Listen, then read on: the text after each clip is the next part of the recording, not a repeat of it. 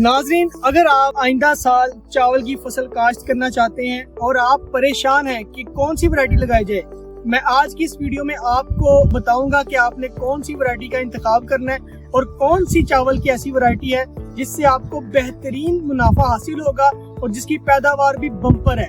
मैं इस वक्त मौजूद हूँ धान F1 के फील्ड के अंदर। आप फील्ड देख सकते हैं, माशाल्लाह प्लांट्स में जितनी यूनिफॉर्मिटी है वो आप इस वीडियो में खुद देख सकते हैं। जितने भी पौधे हैं सब ने 25 से ज्यादा टिलर्स बनाए हैं और ग्रेन फॉर्मेशन बहुत ही जबरदस्त है।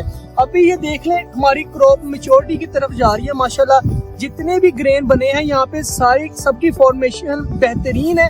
कोई भी ऐसा यहाँ पे ग्रेन नहीं है जिसके अंदर मैच्योरिटी हो।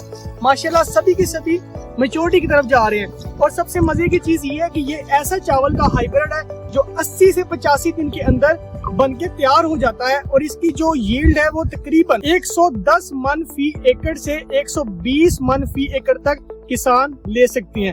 अगर आप ये हाइब्रिड आइंदा साल काश्त करना चाहते हैं तो अभी ग्रीन गोल्ड से राब्ता करें और बुकिंग करवाएं अपने सीड धान F1 की। Green gold is the dream gold.